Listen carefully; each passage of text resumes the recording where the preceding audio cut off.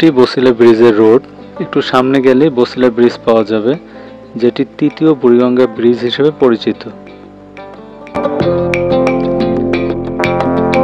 এখন আমরা যেদিকে যাচ্ছি এটা বছিলা ব্রিজ থেকে মোহাম্মদপুরের দিকে, মোহাম্মদপুর চৌরাস্তার দিকে চলে গেছে রাস্তাটি। রাস্তাটি যথেষ্ট প্রশস্ত, তো রাস্তা যতখানি প্রশস্ত তার 30% চলাচল উপযোগী, বাকি অংশ যান চলাচল অনুপযোগী। আপনারা দেখতে পাচ্ছেন দুই পাশে অনেকটা জায়গা ফাঁকা, যেগুলো যান চলাচল উপযোগী নয়। এই সমস্ত এলাকাগুলো ফাঁকা পড়ে আছে এবং অস্থায়ীভাবে বিভিন্ন লোকজন ওগুলো ব্যবহার করছে। দেখবেন অনেক জায়গায় গাড়ি পার্কিং করা, কোথাও অস্থায়ী দোকান।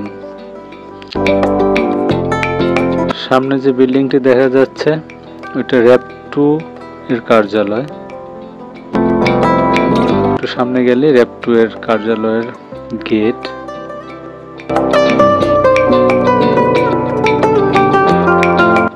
আমরা র‍্যাব 2 এর কার্যালয় পার হয়ে চলে যাচ্ছি মোহাম্মদপুরের দিকে।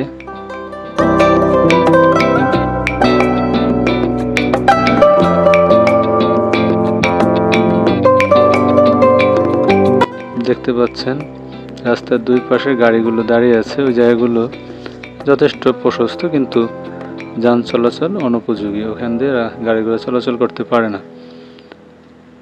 দুই পাশেই একই অবস্থা।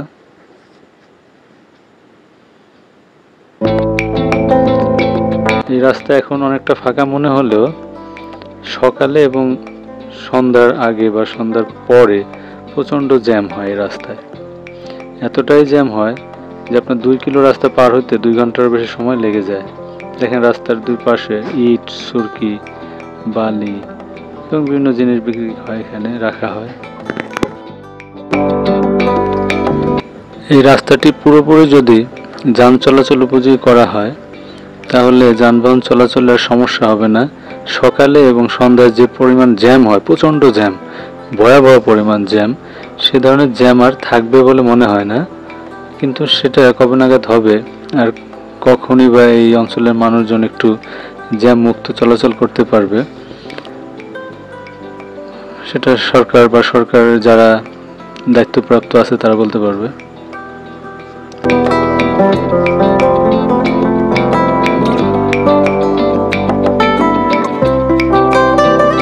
দেখতে পাচ্ছেন যে গাড়িগুলো দাঁড়িয়ে আছে রাস্তার পাশে। অবশ্যই জায়গাটা চলাচল উপযোগী না, এই জন্য এই গাড়িগুলো এখানে পার্ক করে রাখা হয়।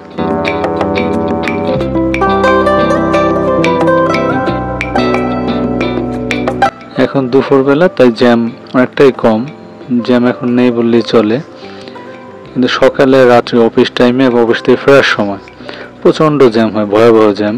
আপনাদেরকে দেখাচ্ছি রাতের দৃশ্য। দেখেন রাতে প্রচণ্ড জ্যাম, মানে ফেরার পথে যতটা দেখা যায় জ্যাম।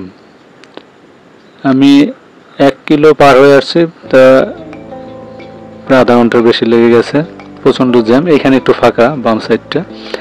ডান সাইডের অংশ সম্পূর্ণটাই জ্যাম যতটুকু দেখা যায়।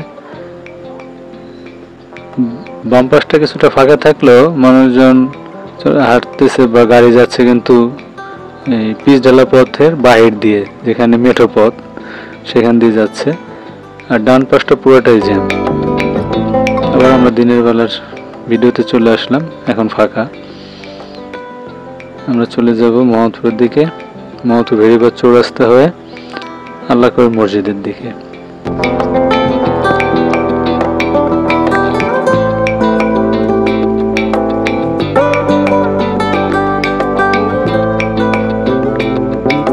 দেখতে পাচ্ছেন রাস্তার দুই পাশ অনেকটা জায়গা, কিন্তু কোনো কাজে আসেনি জায়গা, গাড়ি ঘোড়া চলাচল করে না সমস্ত জায়গা দিয়ে।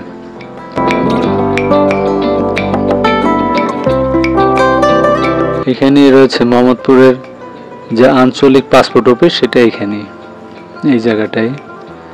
আর পপুলারের যে জায়গা, এখানে পপুলার মেডিকেল কলেজ করা হবে, সেটাও এখানেই।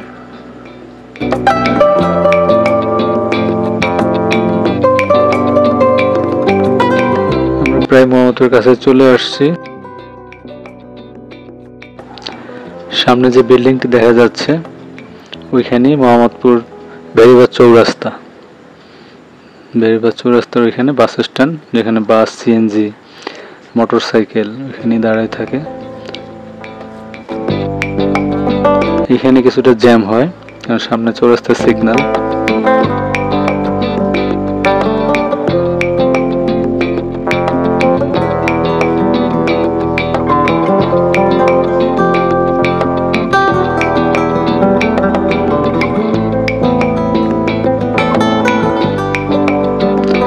এখানে আরো জ্যাম হতো আগে, এখন রাস্তার কিছুটা অংশ বন্ধ করে দিয়ে ওয়ান ওয়ে করা হয়েছে, যার জন্য জ্যামটা আগের চাইতে কিছুটা কম।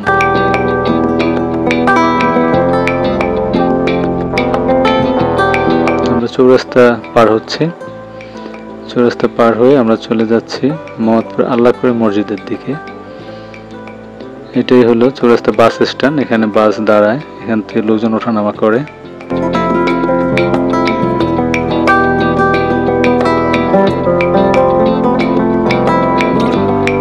এখানে আমরা চলে আসছি সুজুকি শোরুমের সামনে। আজকের মতো ভিডিও এখানেই শেষ। আল্লাহ হাফেজ।